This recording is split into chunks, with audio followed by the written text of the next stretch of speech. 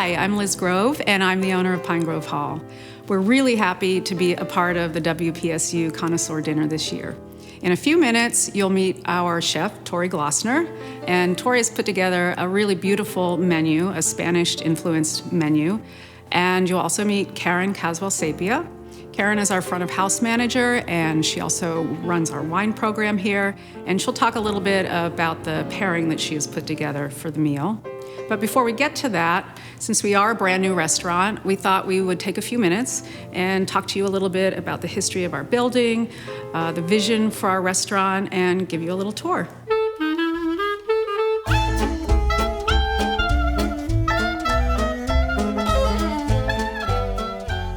We're located in Pine Grove Mills, which is about 10 miles west of State College. Our building was built as an Oddfellows Hall in 1901. The Oddfellows were a fraternal organization similar to the Masons.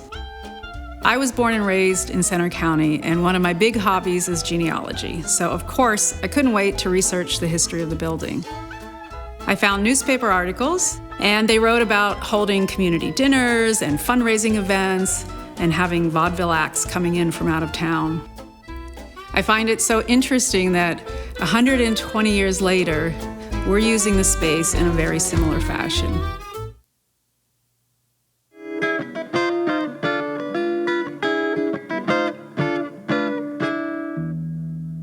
Our tagline is Eat, Drink, Listen, and I think it suits us really well. All three things are equally important here: the food, the cocktail and the wine program, and of course the live music.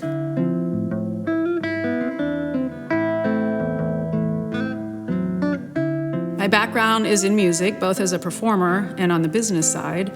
I went to Penn State and I got my degree in classical piano, and I also played keyboards in a rock band all through college. And after I graduated, I went to New York City and I worked for several record labels doing radio promotion. So I've always had an affinity for combining my love of playing music and also promoting music. After almost 20 years in New York, I moved back to State College to raise my 3 kids. And I saw a real need here for a small venue that would cater to our local community and not just the students. It took about 10 years of searching. I think I was in the right place at the right time, and this building became available in 2018. We purchased it from Kathy Herr. She and her husband Steve had it for almost 35 years.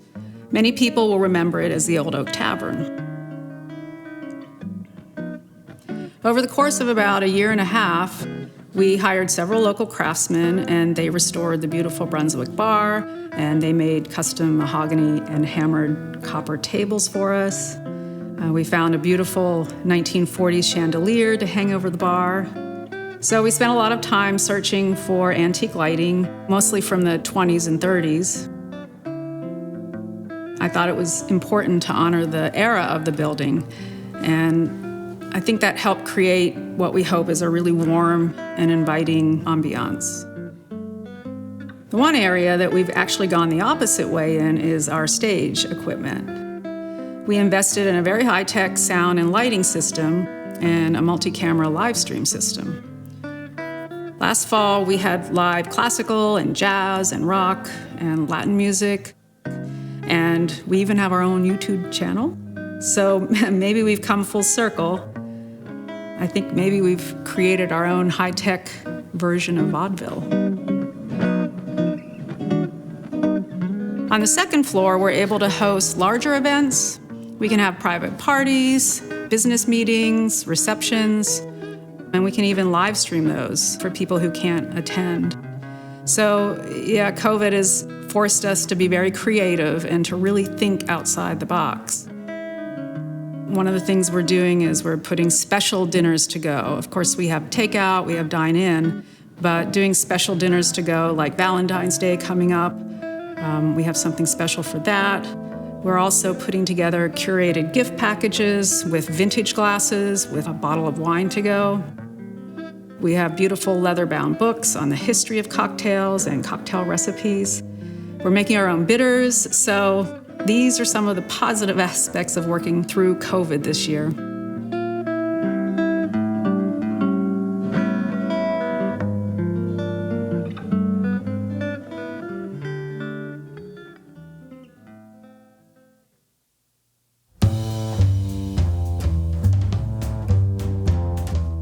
I'm actually originally from State College. I was born there and then moved to Penns Valley when I was about 4 years old. Got interested in food as far back as I can remember, actually. There's pictures of me around Christmas time with an easy bake oven and a chef outfit. And pictures of me up on the countertop rolling meatballs in the summertime with my mom and my grandmother.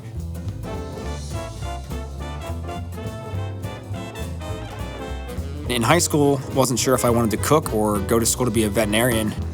I ended up choosing to cook, and I decided to head off to culinary school in Providence, Rhode Island at Johnson & Wales University. So I spent 4 years up there. And the time I spent up in New England, I had a little time I was interning in New York City for Michael Ferraro. I worked a little bit at a restaurant called Fish that was by Newport, so I got to meet a lot of celebrity chefs and work there. I did a couple of demos through Food Network and helped out in all those kind of food and wine festivals. I decided to return back after graduating to figure out where I wanted to go. I started a business called Project Palette, where I was doing upscale dinner parties and private cooking lessons in people's homes. And while I was doing that, I also worked at Revival Kitchen for a summer, which is a great place over in Reedsville. Chef Q and Liz own the place over there. I'm great friends with them. So I had a summer over there, and then shortly after, I actually worked for Tate Farms in their production facility. I was doing a lot of their recipe development and bottling shrubs and other products through their farm.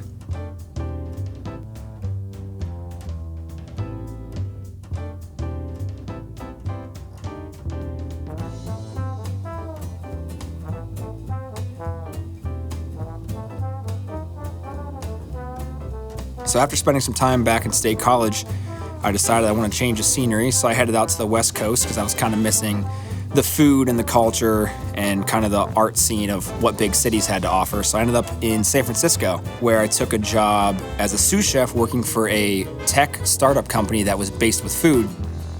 Essentially, we connected local farmers and purveyors and bakers and cheesemongers with the public. So we ended up being an online market, which turned into a kitchen where we actually made prepared foods to get sent out to people's homes.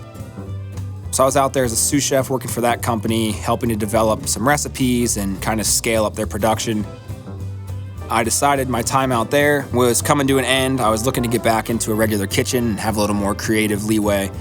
But the time I spent out there, I fell deeply in love with their obsession with local agriculture, their wine scene, the way they cooked. So it kind of had me wanting to return home and kind of explore all these farms and things around the area that I kind of took for granted when I was younger. So I came back here, and that's when I met Liz and ended up taking a role as the chef over at Pine Grove Hall.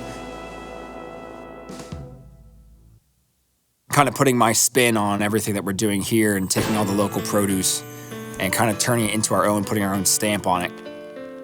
I love all things meat. However, my cooking is very much vegetable forward and fruit forward with plenty of herbs and acidity and brightness. I like to cook everything as possible from scratch while we kind of put our own little twist on things. I think spending time in Northern California helped me develop that passion for local sourcing. And I just have a desire to support the hardworking people of the community, which is something I definitely want to bring back to State College through my time spent there. So one of the things I always wanted to do was kind of have a small restaurant in the area where I could cook a style of food I wanted while also supporting the local agriculture and the farms. And we're really big on the ability to change the menu as frequently as the season's allowed or as the season's needed. So we kind of let the farms dictate what we're going to be using in the restaurant. We try to bring in as little as possible from outside areas. I want to use my position in the kitchen as a way to invest back in the people that work so hard to create such beautiful products and grow such beautiful things, and just kind of slowly change the community's view of what State College cuisine could be. I feel like there's a lot of potential in the area, and there's a lot of great cooks in the area, and I think we just need to push ourselves a little bit and not be afraid to branch out and try something new and eat something that we're not normally used to, because 9 times out of 10, it's going to end up being delicious. I think as a whole community, we have so much to learn as far as the potential of food and the potential of what we have around us, as far as the potential of the people growing products and growing produce and running farms and raising livestock. I think there's so much more we could be doing. I feel that Pine Grove Hall is a great outlet for me and the rest of the team doing that. And I'm really hoping that everyone takes this opportunity to experience what I mean through all this and support WPSU and also support Pine Grove Hall with purchasing a meal.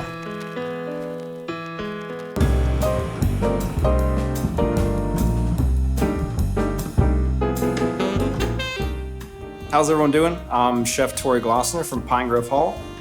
Here to show you today how to make one of our 4 dishes that we're doing for our WPSU benefit dinner in February. We're doing a Spanish-inspired 4-course menu.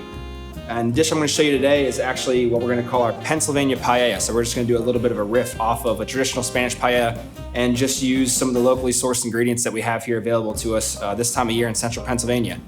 So basically we're going to start off with, turn our induction on. Traditionally this dish is cooked in a cast iron pan and then served to the guests in that pan it's cooked in. We're going to do it in stainless steel today just because we don't have another cast iron pan. So we'll just heat up our pan here. We're gonna start making a base of what they call sofrito. Sofrito in Spain is like what mirepoix is to France or what the Holy Trinity is to the American South. It's the base of a lot of their cooking. So we're gonna start off with just a little bell pepper, onion, a little red Fresno chili, and a little bit of garlic. So we'll get that going in the pan here. Basically what you're doing is you're cooking this down with the addition of a little bit of tomato paste and some salt. And that's going to create the base of a lot of the dishes that they cook over in Spain. So we'll get this heated up here.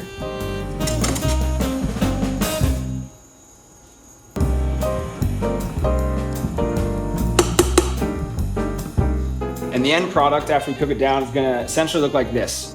It's going to be a rough paste, super aromatic. You can smell a lot of garlic, a lot of onion in there, a lot of robust flavors from the tomatoes. So we actually use local tomatoes that we got this past summer that we cooked down in the kitchen to make our own tomato paste. So these are local tomatoes that are in here, local onions, and local garlic as well.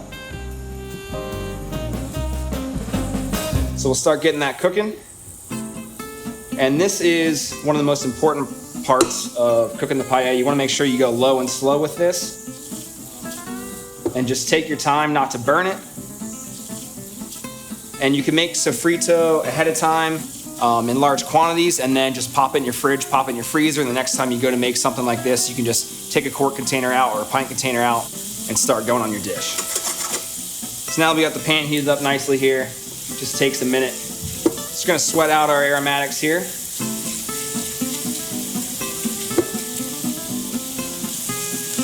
And while this is cooking, I'd just like to take some time to talk about some of the local farms that we're using here at Pine Grove Hall. About 80 to 85% of everything we use at the restaurant, as far as produce and dairy, proteins, comes from about a 50-mile radius of the restaurant, 50 or less. So a lot of the vegetables that you're gonna see in this paella today, the golden beets, the parsnips, some of the fall squash and winter squash that we have, along with the onions and garlic, are from farms like Tate Farms. Kim Tate and her partners over there have a beautiful operation. We get a lot of produce from them, as well as Andrew and Amanda over at Oliver's Path. They're out by Warriors Mark. We get tons of produce from them throughout the year, great greens, and then as well as Windswept Farm.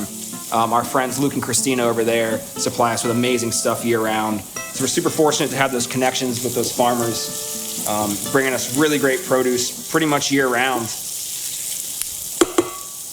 So for the sake of TV, we'll show you this gets cooked down. Essentially this sofrito here, so we're gonna add some of that just so we have that base in there. And this is really what's gonna season the paella throughout. It's important to season in layers. Paella, all that rice, it soaks up salt. So if you're waiting to the end of your paella to season it, it's just gonna soak up on top of the rice and you're not gonna have that distributed throughout the entire paella. So it's important to hit it with salt here. I already have salt in my base here, my sofrito. And that'll help evenly distribute it throughout the entire dish. So we'll just kind of cook out some of that raw tomato paste flavor. Give it a time to open up and bloom. As well as those vegetables in here, we also have oregano that we grew across the street in our little garden and dried out. We have smoked paprika and then a little bit of cayenne for some heat, but not too much. Just kind of wake up the palate. So at this point then, now that we have it cooked out, we're gonna add some of those beautiful beets, these golden beets coming from Tate Farms, just a little bit of that. So like I said, it's a play off of paella. We're using our local vegetables instead of what they normally use in Spain. So just some local beets, a little bit of local parsnip we have here, along with some of our beautiful leftover butternut squash from Oliver's Path. So you just want to sweat this for a couple of minutes, depending on how big or small you cut your vegetables. So we'll just give this, I'd say about 3.5, 4 minutes, just to start to cook these chunks of veggies. Now some people like to cover up their paella once the rice and stock is in, pop it in the oven. Some people just do it completely stovetop. Some people cover it up with a big sheet tray or a lid. We are going to do this all on the stovetop, that way you can see the whole process. If you're doing this at home, you can easily add the ingredients, make sure you have your liquid measured out, pop it in the oven and just set a timer. And then you take it out towards the end and add some of the garnishes that you'll see. So from this point then, we're just adding some of our rice. So for paella, you can use rice like arborio rice. However, in Spain, they use Valencia rice, or what they call bomba rice. So this is Valencia rice. It's a short grain rice, similar to arborio, like the Italians would make with risotto. But instead of constantly stirring this, which creates starch, we're gonna give this a few stirs so it doesn't stick, and then we're gonna let it just soak up the liquid and cook on its own. The reason you're not stirring this around too much is because you want to create what they call sauerkraut. And that essentially is the crispy rice at the bottom of the paella that you dig up whenever you're ready to eat. So it's a big textural component of the paella. So if we kept stirring this after we added the liquid, we'd have too much starch, and we kind of ruin that sauerkraut. So I'm doing about a cup of this Valencia rice here. You just want to take some time, make sure all the rice is coated with the sofrito. And then from here, what we're going to do is we're going to start to add our proteins. So the first thing we're going to add is chicken. This is actually local chicken thigh that we get from Happy Vale Farms. That's over towards Tussieville from our friend Richard. He's got beautiful, organic, free-range chicken. So we want to use the thighs so they don't dry out. We take the skin and the bones from these thighs, and that's actually what we made our stock out of that we're going to use to cook. So we're using the whole bird to cook this paella. So we'll add some chicken thighs in here, just cubed up, about 1/2 inch to 1 inch big. And you don't need to get a sear on this because it's going to simmer in the stock. So there's no need to kind of sear this off ahead of time or get any caramelization on it. So you just want to give it a nice coat of everything that's going on in there.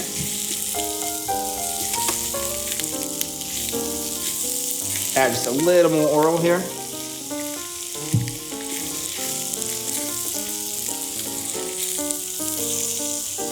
And paella can be made with chicken, chorizo, seafood, clams, and mussels. For our Pennsylvania paella, we're using local chicken, but we also wanted to add in a little bit of seafood. So we do have some calamari here and some squid. That'll be added towards the end of the process so we don't overcook it. So all those delicate things like the fresh peas, and the local dandelion greens, and the olives that we have, they'll go in towards the end, just to warm through and cook through. That way they're not overcooking.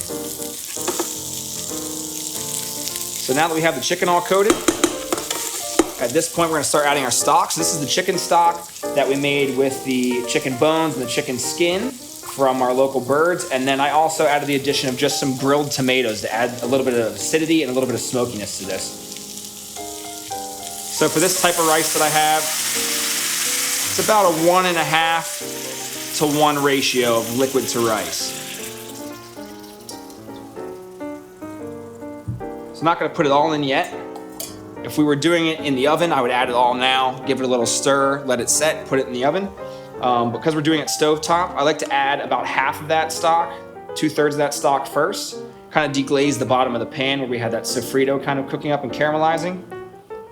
You can see it start to thicken up from all the tomato paste and sofrito. And then now that we're at this point, we're not gonna wanna stir it anymore. We're gonna wanna create that sauerkraut on the bottom. So we'll just let that simmer a little bit. And as the liquid reduces and we go to add the rest of it, you're gonna kind of take your spatula or your wooden spoon, whatever you're cooking with, and you're gonna wanna just nestle little spots along the paella once you put the liquid in to let it soak through. But you don't wanna go through and stir the whole thing and disrupt the bottom where you're kind of creating that crispy rice that everyone likes with paella.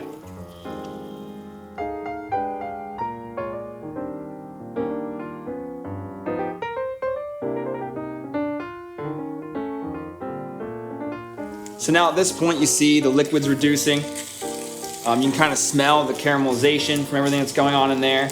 At this point, we want to add the rest of our stock. And remember, you don't want to stir and break that sauerkraut up that's on the bottom. So we're just going to add another ladle or two into the pan. And just to help that liquid get down to the bottom of the pan and prevent everything from scorching, we're just going to take a rubber spatula or your wooden spoon and just go in there a little bit and kind of nestle away and create these little pockets that allows all the liquid to kind of soak into the rest of the rice. So if you were doing this in the oven, about 20-30 minutes in, you would take it out of the oven. You can add a little bit more stock. If it's looking a little dry, you just want to check on it. And if you add more stock, you just want to kind of nudge it around and let it soak down to the bottom. Lid it up and pop it back in. So while this is kind of reducing, before I show you the rest of the process and how we're going to garnish this up and serve it, I'd like to talk about the rest of our menu that we're going to be serving for WPSU. So you're watching the paella part of it, which is going to be our entree part. Our first course is going to be sopa de albóndigas. Albóndigas are Spanish meatballs. These are beef-based, beef from Rising Springs, so all local farms. The filler in that is rice. Instead of the Italian version of adding a little bit of breadcrumb, we have rice in there to soak it up. It's got a really smoky tomato broth that's in there, some of the same chicken stock we use to make the paella. And then we have a lot of vegetables. We have rutabaga, we have celeriac, a lot of root vegetables that are available to us at this time of the year, and then a little bit of pickled Fresno chili that came out of the greenhouses around here, and a little bit of chiffonade collard greens that go on there. Those are also stewed in there as well, finished with a little bit of Spanish olive oil. So that's our first course. And second course, we're doing a sheet pan tart. So we have a really flaky kind of pie crust at the bottom. A lot of those same vegetables that we're getting locally, we shave those super, super thin. And we toss them with a little bit of manchego cheese, which is a Spanish cheese, some capers, some Spanish olives, a healthy dose of olive oil, and then we're filling that tart crust and kind of baking that off. So you're gonna get a nice slice of that as well for every order that you put in. It'll go great with the wines that we're pairing with that we'll talk about a little later. And then you'll have your paella course that we're showing now with all that butternut squash, a lot of local vegetables, a little bit of charred orange, and then your dessert will actually be a Spanish coffee panna cotta. So this is a custard we set with gelatin. It is local cream and local milk from Meyer Dairy, so we're supporting all those local farms. We have about 25 local farms and purveyors that we use here in Center County that we source for the restaurant. So we're using that Meyer Dairy cream and milk, set with a little gelatin, a little bit of Spanish coffee, and then on top we have a little Spanish coffee syrup just to kind of fortify that flavor. And then on top of that, we just have some of the garnish, which is just a salted almond praline. So a little sweet, a little salt, and then a little coffee. It's kind of the perfect way to end a meal like this if you have a little glass of sherry wine.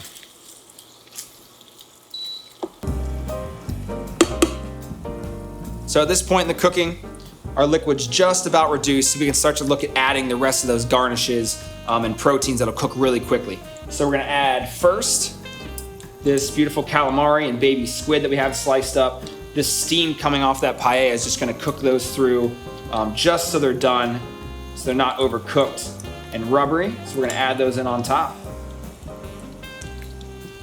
Kind of nestle those away. We're also gonna use some of that local dandelion that we have that is greenhouse grown.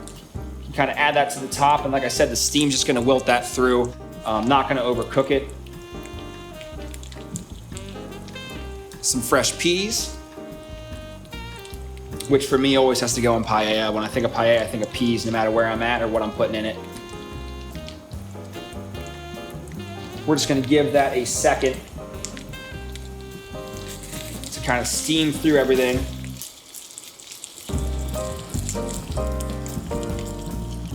So we let this go about another minute or two just to cook through everything that's on there. You're just about, you can see, out of liquid at the bottom, so we're just about perfect as far as how much stock we put in there. So if we were to pull this out of the oven at the restaurant and cast iron, this is what you'd end up seeing here. So this is the same paella that we're making here. It's got all the same ingredients. And then for garnishes for this, we ended up doing some roasted butternut squash. We're gonna garnish this with some of those green Spanish olives to add a little brininess to the dish and cut through some of that spice. You're gonna have some of those fresh peas that we added to the dish over here, kind of roasted through, and then we finished it with just a little cilantro some charred orange. Traditionally, they use lemons in Spain. We have a bunch of oranges right now at the restaurant because oranges grow in the winter season and we're in the winter. So we just kind of grilled those to add a little smokiness and concentrate the sweetness. A little bit of that shaved beet we have in there. And then we're also gonna finish it with a charcoal aioli. So a lot of times aioli is added to fideos, which is another Spanish dish, which is just small broken pieces of pasta. Traditionally, they put aioli on top of that, so we took that idea and put it on our paella. And so the charcoal aioli, it's not the charcoal that you would put in your grill. It's actually wood that is burnt down. It's food safe. So basically this aioli is gonna add some more smokiness to tie in with that orange. So the orange and the charcoal aioli are gonna play off of each other really nicely. And at this point, you get it dropped on your table. It's kind of eaten as a communal dish, so everyone would have their plates and you would dig in there with a spoon and you can kind of see, take your portion. You got the beautiful rice on the bottom, all the calamari cooked perfectly through, not rubbery, not chewy. You got the braised chicken in there. So all in all, perfect entree to go with the rest of these dishes and definitely perfect to go with a nice glass of Spanish red wine. Hi, I'm Karen Caswell-Sapia. I'm the front of house manager here at Pine Grove Hall, and I just wanted to say a few words about the wines that I've chosen to pair with the WPSU Connoisseurs Dinner. To pair with the first three courses, I've chosen a Bellevue Dry Rosé 2018. Bellevue is our house winery. They're located in New Jersey, fairly close to the coast. This dry rosé has a really delicate nose, some cherry and rose petals on the nose. It ends up being a pretty bold wine for a rosé, so that will hold up with the albóndigas at the beginning, it'll hold up through the vegetable tart, and it'll go really nicely with the chicken paella. To pair with our dessert, Chef Tori's Spanish panna cotta with a nut brittle, I've chosen the Emilio Lustau Amontillado Sherry. An Amontillado Sherry is aged a little bit longer, so a little bit richer, more amber color, and the aging brings out more of the nuttiness, which I think will go really nicely with the nut notes in the brittle and the creaminess of the panna cotta.